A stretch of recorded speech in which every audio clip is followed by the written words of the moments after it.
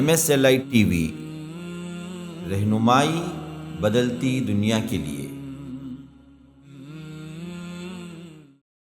اللہ کے نبی صلی اللہ علیہ وسلم نے فرمایا احتسب علی اللہ ان یکفر السنۃ الماضیہ، کہا کہ جو انسان اس مہینے میں عاشورہ کا روزہ رکھتا ہے، 10 محرم کا روزہ رکھتا ہے، اللہ سے امید ہے کہ اللہ اس کے پچھلے 1 سال کے گناہ معاف کر دے۔ اور حسن حسین رضی اللہ عنہما کے والد علی رضی اللہ عنہ کو بھی جو ہے شہید کیا گیا۔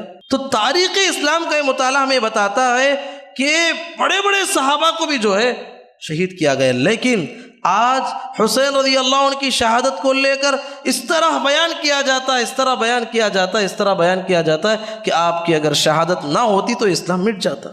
اور اس بنیاد پر جو ہے کتنی بدعات، کتنی خرافات امت مسلمہ میں آئی ہیں۔ 300 ہجری کے بعد خصوصاً آپ پڑھ کے دیکھیے کتنی بدعاتیں رونما ہوئی۔ حسین رضی اللہ عنہ کی شہادت کے نام پر لوگ جو ہے سیاہ کپڑے پہنتے، ماتم کرتے ہیں، رویا جاتا ہے، اپنے گریبانوں کو چاک کیا جاتا ہے، اپنے چہروں اور بدن پہ مارا جاتا ہے۔ سب بدعات و خرافات ہیں میرے بھائی۔ اللہ کے نبی صلی اللہ علیہ وسلم نے ہمیں یہ تعلیم دی ہے، اگر کسی انسان کا کتنا بھی بڑا قریبی رشتہ دار کیوں نہ ہو، چاہے اس کی ماں ہے، باپ ہے، کتنا بھی قریبی کیوں نہ ہو، 3 دن سے زیادہ آپ غم نہیں منا سکتے۔ اللہ کے نبی صلی اللہ علیہ وسلم نے حدیث میں بھی ارشاد فرمایا من عمل عملا لیس فیہ امرنا فہو رد، کہا کہ جو آدمی ایسا کام کرتا ہے جس کا حکم ہم نے اسے نہیں دیا ہے وہ مردود ہے، اگرچہ کہ کتنا ہی اچھا کام کیوں نہ ہو۔ اللہ کے نبی نے یہ بھی تعلیم دی ہے، کسی کے قریبی رشتہ دار بھی وفات پائے، نوحہ خوانی کرنا، چیخ چیخ کے رونا اسلام میں جائز نہیں ہے۔ پیارے نبی نے کہا النیاحۃ من امر الجاہلیہ، کہا کہ نوحہ خوانی کرنا جاہلیت کے کاموں میں سے ایک کام ہے۔ کامیاب ترین قومیں ان کا 1 سال گزر جاتا ہے، جب نیا سال آتا ہے تو وہ بیٹھتے ہیں اور پلان کرتے ہیں کہ آئندہ سال ہمیں کامیاب ہونے کے لیے، سکسیس ہونے کے لیے، زیادہ اور کمانے کے لیے کیا کرنا ہے، کیسے کرنا ہے، ترتیب کاموں کو دیا جاتا ہے۔ لیکن امت مسلمہ کو دیکھیے، نیا سال شروع ہوتا ہے، نئے سال کا آغاز بدعات سے، وہ خرافات سے، شرک سے کرتے ہیں، تو ہمیں کہاں سے آخرت میں نجات ملے گی، دنیا میں نجات ملے گی؟ کتنا ہی اچھا ہوگا کہ مسلمانوں کے لیے بھی ایک اسلامی تاریخ متعین کی جائے۔ تو عمر رضی اللہ عنہ سارے صحابہ سے مشورہ کیا، آخر میں عمر رضی اللہ تعالی عنہ نے جس بات پہ متفق ہوئے وہ یہی تھا کہ عمر رضی اللہ عنہ چاہتے تو نبی صلی اللہ علیہ وسلم کی ولادت کو اسلامی سال کی شروعات کرتے، یا نبی صلی اللہ علیہ وسلم کی نبوت کو لے کر اسلامی سال کا آغاز کرتے، لیکن عمر رضی اللہ عنہ نے ہجرت کو جو ہے بنیاد بناتے ہوئے اسلامی سال کے آغاز کیا، اور یہ سوچتے ہوئے دور اندیشی سے کہ جب بھی ایک نیا سال آتا ہے سارے مسلمانوں کے ذہن میں یہ بات تازہ ہو جائے، جب تک مسلمان مکے میں تھے، مظلوم تھے، مارے جاتے تھے، وہاں پر انہیں آزادی سے عبادت کرنے کا جو ہے موقع نہیں ملتا تھا۔ ان الحمد للہ نحمده ونستعینه ونستغفره ونعوذ بالله من شرور أنفسنا ومن سيئات أعمالنا، من يهده الله فلا مضل له ومن يضلل فلا هادي له، وأشهد أن لا إله إلا الله وحده لا شريك له، وأشهد أن محمدا عبده ورسوله۔ يا أيها الذين آمنوا اتقوا الله حق تقاته ولا تموتن إلا وأنتم مسلمون۔ يا أيها الناس اتقوا ربكم الذي خلقكم من نفس واحدة وخلق منها زوجها وبث منهما رجالا كثيرا ونساء، واتقوا الله الذي تساءلون به والأرحام إن الله كان عليكم رقيبا۔ يا أيها الذين آمنوا اتقوا الله وقولوا قولا سديدا يصلح لكم أعمالكم ويغفر لكم ذنوبكم، ومن يطع الله ورسوله فقد فاز فوزا عظيما۔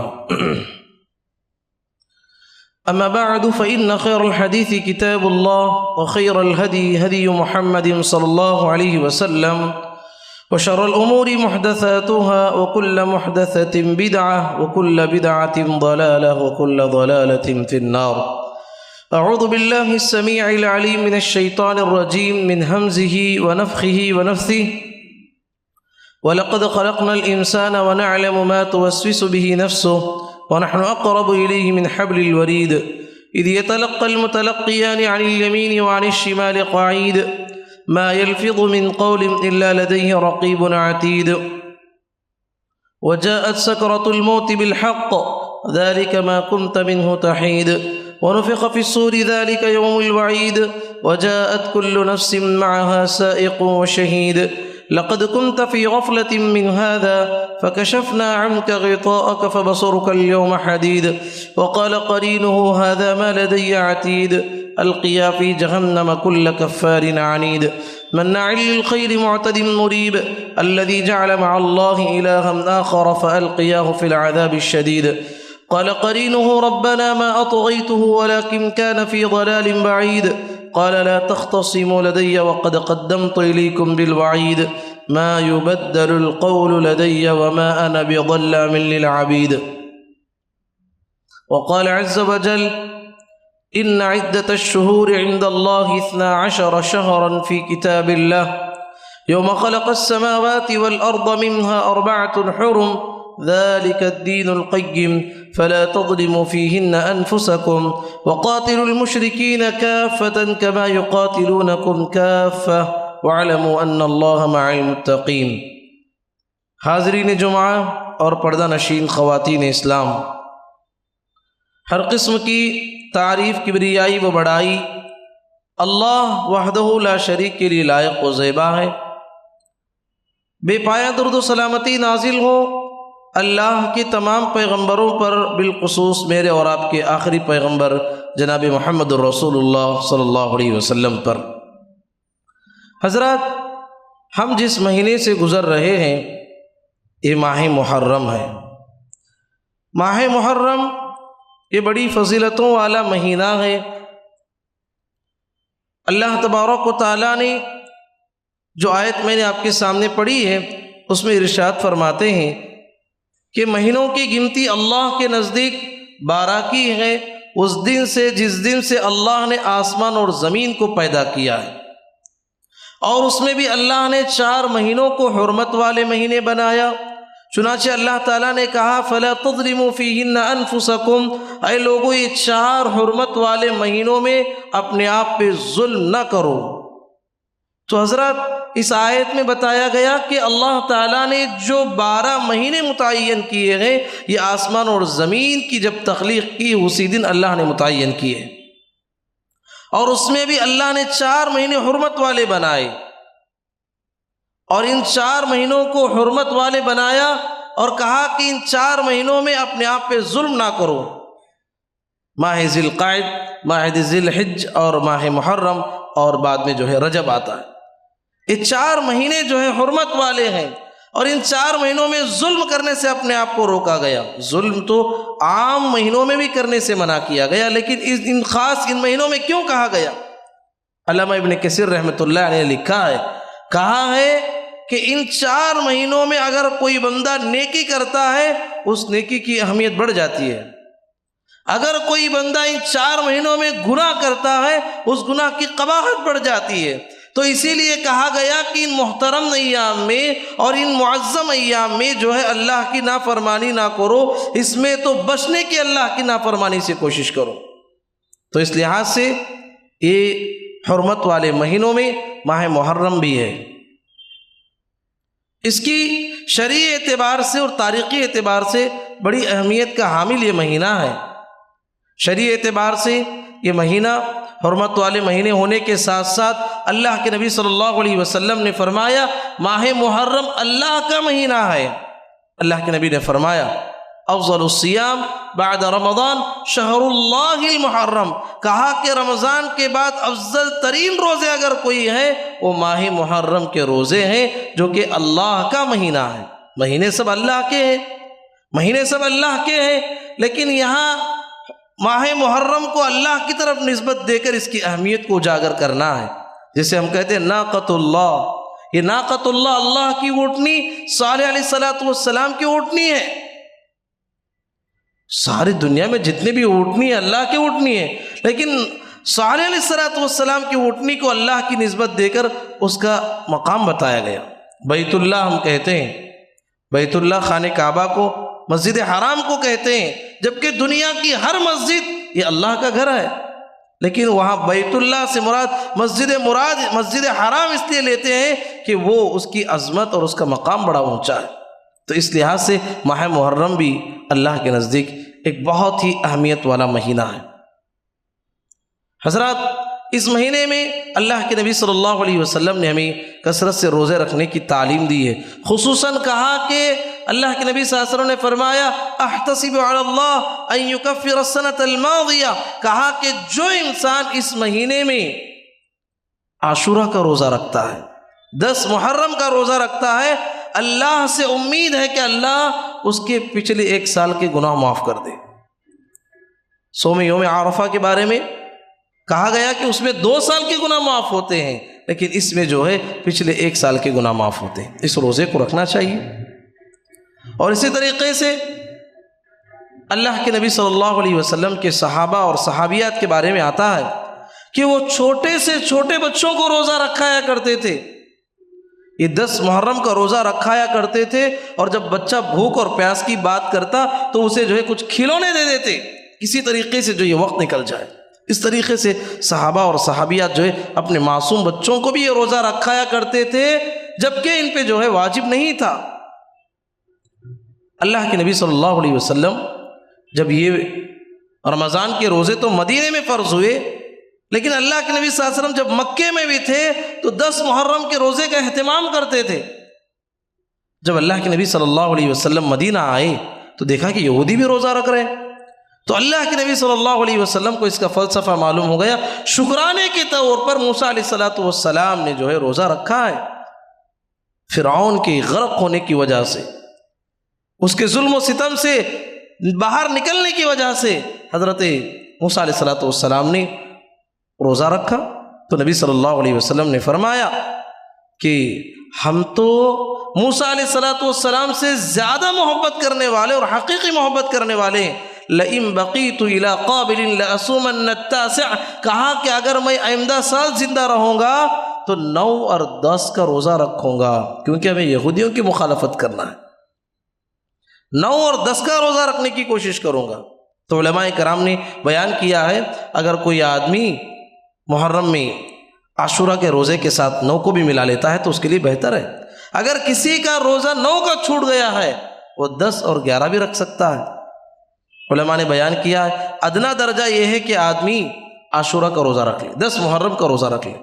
اس سے بہتر درجہ یہ ہے کہ آدمی 9 10 کو رکھے، اور اس سے بھی بہتر درجہ یہ ہے کہ آدمی 9 10 11 کا روزہ رکھے۔ یہ 3 روزے بھی آدمی رکھ سکتا ہے، کیونکہ اس میں جتنے بھی روزے رکھے جائیں گے یہ جو ہے بہت ہی اہمیت کے حامل ہیں۔ تو اس لحاظ سے اس مہینے کی شرعی اعتبار سے بڑی فضیلت ہے کہ اس میں ہمیں جو ہے روزے رکھنا چاہیے۔ یہ مہینہ اللہ کا مہینہ ہے۔ تاریخی اعتبار سے اگر ہم اس مہینے کو دیکھیں گے، اس میں بڑے بڑے واقعات اس مہینے میں رونما ہوئے، جیسے کہ ہم نے کہا 10 محرم کو موسیٰ علیہ السلام نے روزہ رکھا۔ اس کی وجہ یہ بتائی گئی اس دنیا کا سب سے بڑا ظالم، سفاک، خون ریز، اس دنیا کا سب سے بڑا متکبر، انا ربکم الاعلیٰ کے دعویٰ کرنے والا، انا ربکم الاعلیٰ کے نعرے لگاتے ہوئے نہیں تھکنے والا فرعون، اتنا بڑا ظالم۔ ان فرعون علا فی الارض وجعل اہلها شیعا یستضعف طائفة منهم یذبح ابناءهم ویستحیی نساءهم۔ قرآن کہتا ہے اتنا بڑا ظلم کرتا تھا بنی اسرائیل پہ، ان کے ننھے معصوم سے بچوں کو ان کی ماؤں کے سامنے ان کے گودوں سے نکال کر جو ہے انہیں قتل کیا جاتا تھا، اور ان کی لڑکیوں کو چھوڑ دیا جاتا تھا۔ انہ کان من المفسدین، بڑا فساد کرنے والا تھا۔ اسی 10 محرم کو اللہ نے بحر کلثوم میں اس کو اور اس کی فوج کو جو ہے غرق کر دیا، ڈبو دیا، یہاں تک کہ مظلوم بنی اسرائیل ساحل پہ کھڑے ہوئے جو ہے یہ نظارہ دیکھ رہے تھے کہ فرعون تڑپ رہا ہے، غرق ہو رہا ہے، کہہ رہا ہے کہ میں اب ایمان لانے والا ہوں۔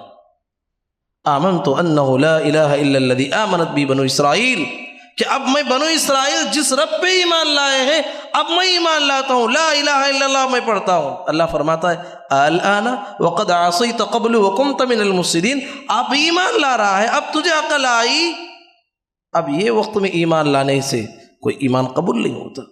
غیب کے پردے ہٹ جانے کے بعد انسان ملک الموت کو اپنے آنکھوں سے دیکھنے کے بعد توبہ قبول نہیں ہوتی ہے، تو اس کی توبہ قبول نہیں کی گئی. تو اللہ کا قانون ہے دنیا میں جو انسان کسی پہ ظلم کرتا ہے، اللہ کا قانون ہے دنیا کے ہر گناہ کا بدلہ جو ہے آخرت میں ملنے والا ہے.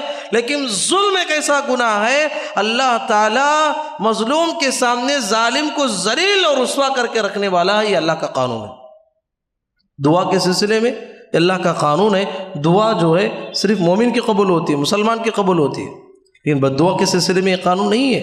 اگر آپ نے کسی پہ ظلم کیا ہے، اگر وہ مظلوم آدمی مشرک ہو، یہودی ہو، نصرانی ہو، کوئی اور ہو، اس کی بد دعا قبول ہو کے رہتی ہے.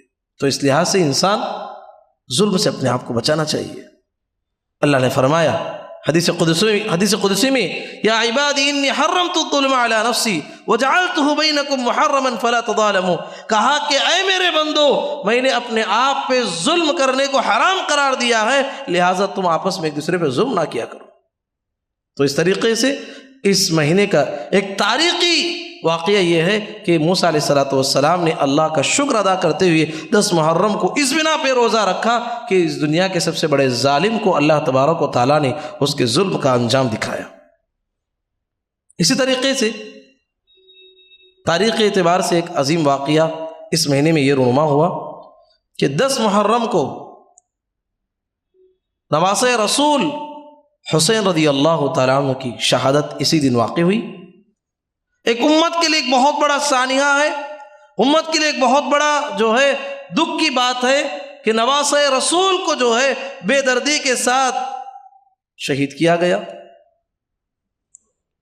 تفصیلات آپ جانتے ہیں، تفصیلات بہت بڑے ہیں، لیکن واقعہ یہ ہے کہ حسین رضی اللہ عنہ کی شہادت پوری امت مسلمہ کے لیے ایک صدمہ تو ہو سکتی ہے، لیکن ان کے حق میں کیا ہے؟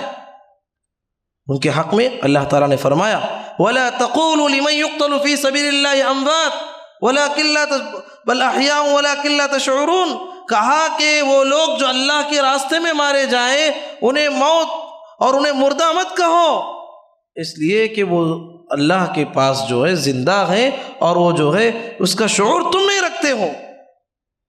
اسی لیے اللہ کے نبی صلی اللہ علیہ وسلم نے فرمایا سیدہ شباب اہل الجنہ، کہا کہ حسن اور حسین رضی اللہ عنہما، کہا کہ یہ دونوں جنت کے نوجوانوں کے سردار بننے والے ہیں.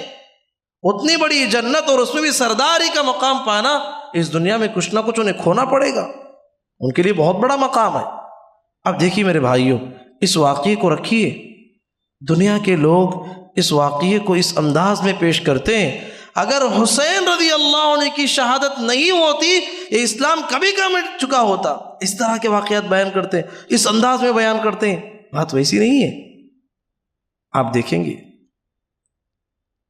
تاریخ اسلام کا مطالعہ کیجئے، حسین رضی اللہ عنہ جیسے شہید ہوئے ہیں، کئی صحابہ کبار صحابہ بھی شہید ہوئے. جنگ احد کو دیکھیے، جنگ احد میں 70 صحابہ شہید ہوئے، 70 صحابہ شہید ہوئے. ان میں بھی جو ہے حمزہ رضی اللہ تعالی عنہ، جس کے بارے میں نبی صلی اللہ علیہ وسلم نے فرمایا سید الشہداء، شہیدوں کا سردار، قیامت تک جتنے شہید ہوں گے ان کے سب سے بڑے سردار اگر اس دنیا میں کوئی ہے تو وہ حمزہ رضی اللہ عنہ. کیسے بے دردی کے ساتھ شہید کیا گیا. وحشی بن حرب نامی ایک شخص تیر اندازی میں بڑا ماہر تھا، اس نے جو ہے ایک تیر کے ذریعے سے انہیں حضرت حمزہ رضی اللہ تعالیٰ عنہ کو شہید کیا. اسی طریقے سے آپ تاریخ اسلامیہ کا مطالعہ کیجئے، بئر معونہ، پیارے نبی صلی اللہ علیہ وسلم کی زندگی میں بعض لوگ آئے اللہ کے نبی صلی اللہ علیہ وسلم کے پاس اور آپ صلی اللہ علیہ وسلم سے گزارش کی کہ ہمارے قبیلے کے لوگ اسلام قبول کیے ہیں، دینی تعلیمات سیکھنا چاہتے ہیں. تو اللہ کے نبی صلی اللہ علیہ وسلم کی بات کو سنتے ہوئے بہترین صحابہ، بڑے قرہ صحابہ، اللہ کے نبی صلی اللہ علیہ وسلم نے 70 صحابہ کو روانہ کیا. 70 صحابہ کے ساتھ ان لوگوں نے غداری کی اور انہیں شہید کیا. اللہ کے نبی کو اتنا بڑا دکھ ہوا، اتنا بڑا دکھ ہوا کہ فجر کی نماز میں 1 مہینے تک اللہ کے نبی صلی اللہ علیہ وسلم قنوت نازلہ پڑھتے رہے، ان کے حق میں جو ہے بد دعا کرتے رہے. اتنا بڑا دھوکے سے یہ لوگوں نے کام انجام دیا ہے. اسی طریقے سے آپ دیکھیں گے سب سے بڑے صحابی عمر بن خطاب رضی اللہ تعالیٰ عنہ، پیارے نبی نے ان کے بارے میں کہا لو کان بعدی نبی لکان عمر بن الخطاب، کہا کہ عمر بن خطاب رضی اللہ عنہ کے بارے میں اگر میرے بعد کوئی نبی اس دنیا میں ہوتا عمر بن خطاب ہوتا۔ یہ بات الگ ہے کہ اللہ تعالیٰ نے نبوت کو مشتق ختم کیا ہے، سبحان اللہ۔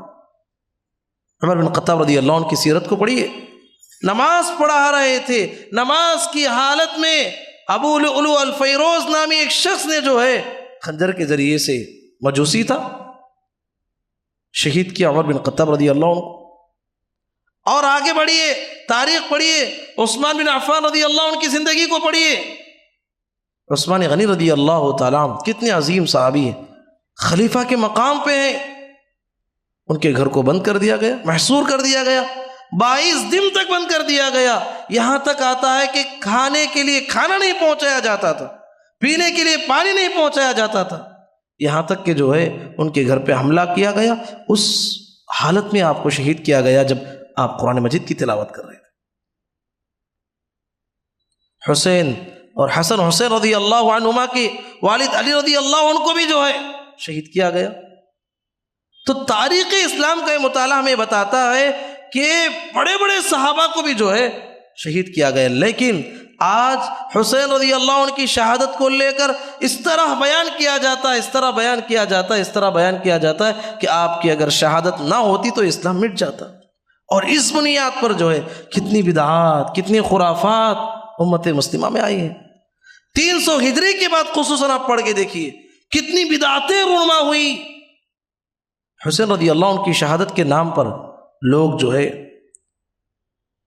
سیاہ کپڑے پہنتے، ماتم کرتے ہیں، رویا جاتا ہے، اپنے گریبانوں کو چاک کیا جاتا ہے، اپنے چہروں اور بدن پہ مارا جاتا ہے۔ سب بدعات و خرافات ہیں میرے بھائی۔ اللہ کے نبی صلی اللہ علیہ وسلم نے ہمیں یہ تعلیم دی ہے، اگر کسی انسان کا کتنا بھی بڑا قریبی رشتہ دار کیوں نہ ہو، چاہے وہ اس کی ماں ہے، باپ ہے، کتنا بھی قریبی کیوں نہ ہو، 3 دن سے زیادہ آپ غم نہیں منا سکتے۔ 3 دن کے اندر یہ ساری چیزیں ختم ہونا چاہیے، 3 دن کے بعد عام حالت میں آپ کو آنا چاہیے۔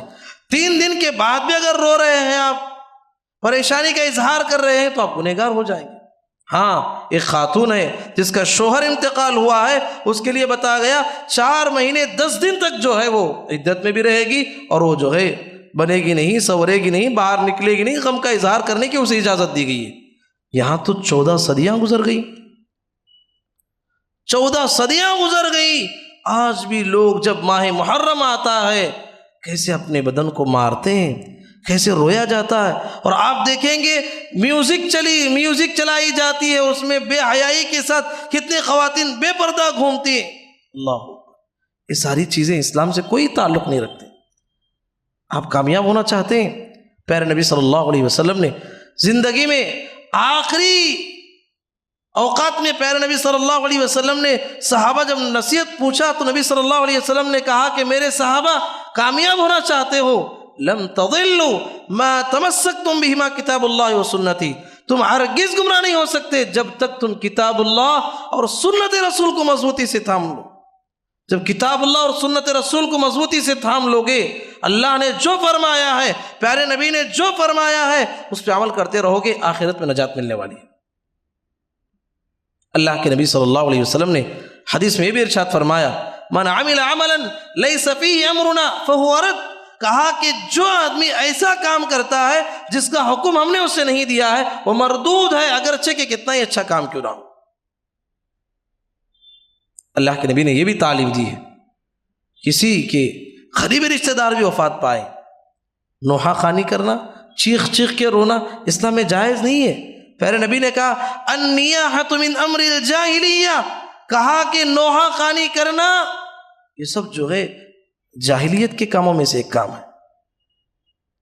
اور نبی صلی اللہ علیہ وسلم نے بھی تعلیم دی، صوتان ملعونان مزمار عند نعمت ورنۃ عند مصیبت، 2 آوازیں ایسی ہیں جس پہ اللہ کی لعنت برستی ہے، 2 آوازیں ایسی ہیں جس پہ اللہ کی لعنت برستی ہے۔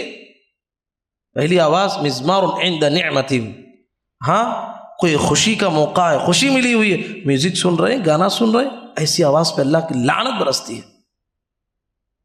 اور اسی طریقے سے پھر نبی صلی اللہ علیہ وسلم نے کہا اس آواز پہ بھی اللہ کی لعنت برستی ہے کسی کے جو ہے مرنے پر زور زور سے چیخ چیخ کے اس کے محاسن کو یاد کر کے انسان روتا ہے۔ اور پیارے نبی نے ایک حدیث میں تو یہ بھی کہا، اپنے لا تعلقی کا اظہار کرتے ہوئے فرمایا لیس منا من لطم الخدود وشق الجیوب ودعا بدعوى الجاہلیہ، کہا کہ وہ ہم میں سے نہیں ہے، وہ اچھا مسلمان نہیں ہے جو کسی کے مرنے پر اپنے چہرے پہ مار رہا ہے، اپنے گریبان کو پھاڑ رہا ہے، اچھا انسان نہیں ہے وہ۔ تو اس طریقے سے شریعت نے ہمیں یہ پاکیزہ تعلیمات ہمیں دیتی ہے، ہمیں اس پہ عمل کرنے سے آخرت میں ہم نجات ملتی ہے۔ معزز بھائیو، یہ ماہ محرم حرمت والا مہینہ ہے، اس مہینے کی ہمیں قدر کرنی چاہیے، اس میں زیادہ سے زیادہ نیکیاں کرنا ہے، خصوصاً روزوں کا اہتمام کرنا ہے، عاشورہ کے روزے کا اہتمام کرنا ہے، اس میں ہمیں آگے بڑھنا ہے۔ یہ جتنی بھی بدعات و خرافات اپنے گلیوں میں، اپنے محلوں میں، اپنی بستیوں میں، اپنے شہروں میں جو نظر آتی ہیں، اس ساری بدعات و خرافات سے اپنے آپ کو بچانے کی کوشش کریں۔ قیامت کا دن ہوگا، میدان محشر میں سارے انسان ہوں گے، ساری انسانیت کے سامنے ساری انسانیت جو ہے پیاس سے تڑپ رہی ہوگی، وہاں پر حوض کوثر پر محمد رسول اللہ صلی اللہ علیہ وسلم اپنی امت کے لوگوں کو حوض کوثر سے پانی پلائیں گے۔ بعض لوگوں کو پانی پلانا ہی چاہیں گے، فرشتے آ کے جو ہے انہیں دھکا دیتے ہوئے ہٹائیں گے اور پیارے نبی سے کہیں گے اے اللہ کے نبی، یہ وہ لوگ ہیں جو آپ کے جانے کے بعد آپ کے دین میں نئی نئی چیزوں کو ایجاد کیا، بدعات و خرافات کو داخل کیا۔ وہ نبی زندگی میں کبھی غصہ نہیں کرنے والے، اس وقت میں اس عالم میں اتنے غصے میں آئیں گے، کہیں گے سحقن سحقن لمن غیر دینی بعدی، دوری ہو ان لوگوں کے لیے جو میرے بعد میرے دین میں تبدیل کر دیا، میرے دین کو جو ہے بدل کے رکھ دیا۔ یہ ماتم کرنا، یہ نوحہ خوانی کرنا، یہ سیاہ کپڑے پہننا اور ان دنوں میں زیادہ سے زیادہ رونا اور ان دنوں میں جو ہے پانی کی سبیلیں لگانا، آپ قرآن پڑھیے، حدیث پڑھیے، صحابہ کی زندگیوں کو پڑھیے، کہیں نظر نہیں آتا جو یہ لوگ آج کر رہے ہیں۔ معزز بھائیو، ان تمام بدعات و خرافات سے اپنے آپ کو بچانا۔ اسی طریقے سے جب ماہ محرم آتا ہے، شریعت ہمیں کیا تعلیم دیتی ہے؟ شریعت ہمیں کیا تعلیم دیتی ہے؟ کتنے لوگ ایسے ہیں، بہت سارے لوگوں کو یہ بھی نہیں معلوم ہے اسلامی سال کا پہلا مہینہ ماہ محرم ہے، یہ تک نہیں معلوم ہے۔ ماہ محرم جب آتا ہے تو قرآن ہمیں یہ تعلیم دیتا ہے، لوگوں تمہاری زندگی کا 1 سال کم ہو چکا ہے، تم قبر سے قریب ہو چکے ہو، اپنی زندگی کا احتساب کیجئے کہ کل قیامت کے لیے، کل آخرت میں اللہ کے سامنے جو 1 سال میرا گزرا ہے میں اس کا کیسے جواب دوں۔ آپ دیکھیے دنیا کی ترقی یافتہ قومیں، کامیاب ترین قومیں، ان کا 1 سال گزر جاتا ہے، جب نیا سال آتا ہے تو وہ بیٹھتے ہیں اور پلان کرتے ہیں کہ آئندہ سال ہمیں کامیاب ہونے کے لیے، سکسیس ہونے کے لیے، زیادہ اور کمانے کے لیے کیا کرنا ہے، کیسے کرنا ہے، ترتیب کاموں کو دیا جاتا ہے۔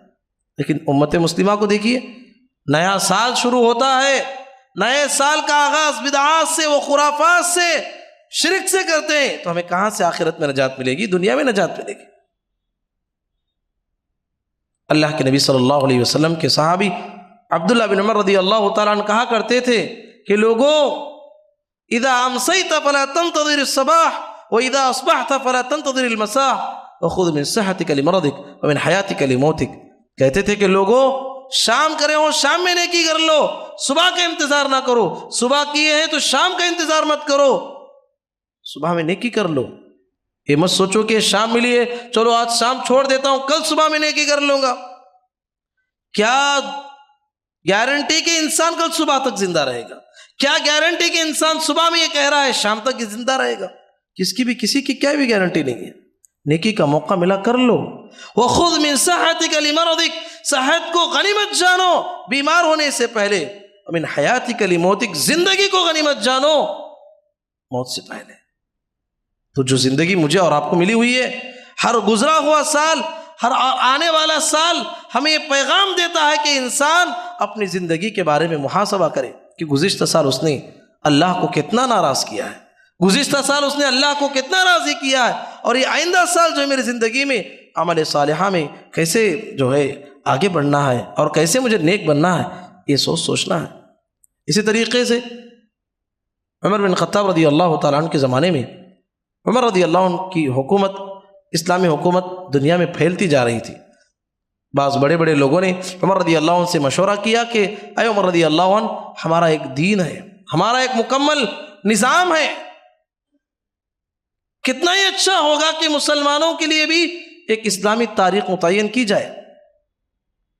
تو عمر رضی اللہ عنہ سارے صحابہ سے مشورہ کیا، آخر میں عمر رضی اللہ تعالیٰ عنہ نے جس بات پہ متفق ہوئے وہ یہی تھا کہ عمر رضی اللہ عنہ چاہتے تو نبی صلی اللہ علیہ وسلم کی ولادت کو اسلامی سال کی شروعات کرتے، یا نبی صلی اللہ علیہ وسلم کی نبوت کو لے کر اسلامی سال کا آغاز کرتے، لیکن عمر رضی اللہ عنہ نے ہجرت کو جو ہے بنیاد بناتے ہوئے اسلامی سال کے آغاز کیا، اور یہ سوچتے ہوئے دور اندیشی سے کہ جب بھی ایک نیا سال آتا ہے سارے مسلمانوں کے ذہن میں یہ بات تازہ ہو جائے، جب تک مسلمان مکے میں تھے مظلوم تھے، مارے جاتے تھے، وہاں پر انہیں آزادی سے عبادت کرنے کا جو ہے موقع نہیں ملتا تھا۔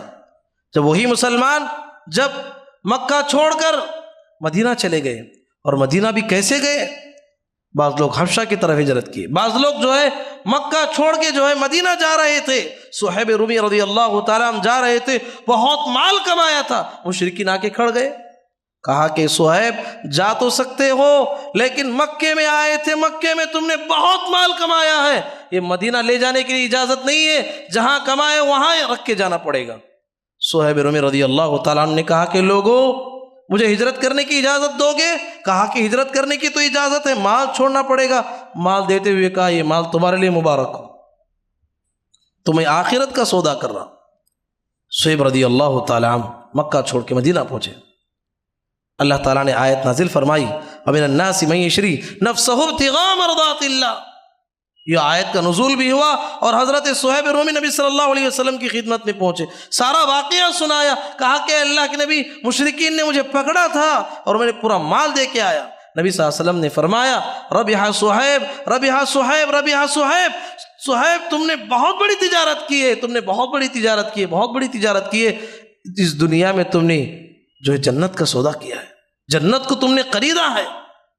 تو اس طریقے سے ہجرت، اس کے اندر ہزاروں کی قربانیاں ہیں۔ محمد رسول اللہ صلی اللہ علیہ وسلم کو یہاں تک کہ لوگوں نے شہید کرنے کا جو ہے ارادہ بھی کر لیا تھا۔ اللہ کے نبی صلی اللہ علیہ وسلم جو ہے مکہ چھوڑ کے 3 دن تک غار ثور میں چھپے رہے، یہاں تک کہ اعلان کیا گیا جو کوئی انسان ابو بکر اور نبی کریم صلی اللہ علیہ وسلم کو زندہ یا مرا ہوا لائے گا تو ہم جو ہے انہیں 100 سرخ اونٹ دیں گے۔ اس وقت کی سب سے بڑا انعام تھا وہ۔ لوگوں نے کوشش کی پکڑنے کی، یہاں تک کہ غار ثور تک بھی پہنچ گئے۔ ابو بکر رضی اللہ عنہ ڈرنے لگے تو نبی کریم صلی اللہ علیہ وسلم نے فرمایا اما ظنک باثنین اللہ ثالثہما، کہا کہ ابو بکر ڈر رہے ہو کیا اس غار میں ہم دونوں ہیں، بلکہ تیسرا ہمارا اللہ ہے جو ہماری حفاظت کرنے والا ہے۔ ایسی قسم پرسی کی حالت میں اللہ کے نبی صلی اللہ علیہ وسلم مدینہ پہنچے۔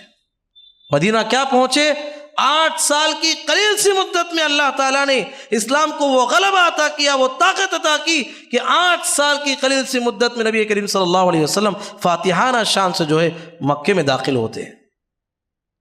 شرک جو ہے ذلیل ہو جاتا ہے، نبی کریم صلی اللہ علیہ وسلم کو اور صحابہ کو اللہ تعالیٰ عزت عطا کرتا ہے۔ تو اس طریقے سے عمر رضی اللہ عنہ اسلامی سال کا آغاز، اس کی بنیاد جو ہجرت کو بنائی تاکہ جب بھی اسلامی سال نیا سال آئے تو امت مسلمہ کو یہ سارے واقعات ان کے ذہن میں تازہ ہو جائیں۔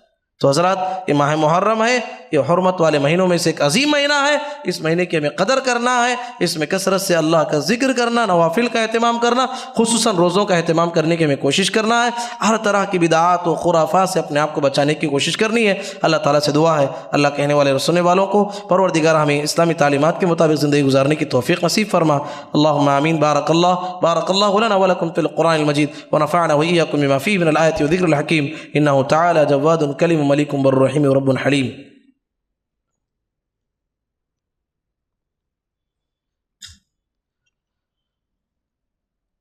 إن الحمد لله نحمده ونستعينه ونستغفره ونعوذ بالله من شرور أنفسنا ومن سيئات أعمالنا من يهده الله فلا مضل له ومن يضلل فلا هادي له وأشهد أن لا إله إلا الله وحده لا شريك له وأشهد أن محمدا عبده ورسوله أما بعد فإن خير الحديث كتاب الله وخير الهدي هدي محمد صلى الله عليه وسلم وشر الأمور محدثاتها وكل محدثة بدعة وكل بدعة ضلالة وكل ضلالة في النار. أعوذ بالله من الشيطان الرجيم. بسم الله الرحمن الرحيم. إن الله وملائكته يصلون على النبي يا أيها الذين آمنوا صلوا عليه وسلموا تسليما. اللهم صل على محمد وعلى آل محمد كما صليت على إبراهيم وعلى آل إبراهيم إنك حميد مجيد. اللهم بارك على محمد وعلى آل محمد كما باركت على إبراهيم وعلى آل إبراهيم إنك حميد مجيد. اللهم انصر من نصر دين محمد صلى الله عليه وسلم واجعلنا منهم آمين واخذل من خذل دين محمد صلى الله عليه وسلم ولا تجعلنا منهم آمين. عباد الله رحمني ورحمكم الله إن الله يأمر بالعدل والإحسان وإيتاء ذي القربى وينهى عن الفحشاء والمنكر والبغي يعظكم لعلكم تذكرون. اذكروا الله يذكركم ندعوه يستجب لكم ولذكر الله تعالى أعلى وأجل وأتم وأهم وأكبر والله يعلم ما تصنعون. السلام علیکم ورحمۃ اللہ وبرکاتہ. معزز بھائیو، آپ جانتے ہیں یہ مسجد السلام ہے جس میں آنے والے مصلیوں کے لیے، خطبہ جمعہ کے لیے آنے والے مصلیوں کے لیے اور ہفتہ واری دروس میں حاضر ہونے والے مصلیوں کے لیے، سارے انسانوں کے لیے الحمدللہ یہاں پر ہر طرح کی سہولیات کا ہم انتظام کرتے ہیں. اور یہ مسجد السلام سے جڑا ہوا مدرسۃ السلام ہے جس میں طلباء پڑھتے ہیں. سارے طلباء کے مسائل کو بھی حل کرنا ہے. ایسے میں آپ حضرات سے گزارش ہے جاتے ہوئے اللہ کے راستے میں زیادہ سے زیادہ دے کر جانے کی کوشش کریں. جزاکم اللہ خیرا. السلام علیکم ورحمۃ اللہ وبرکاتہ.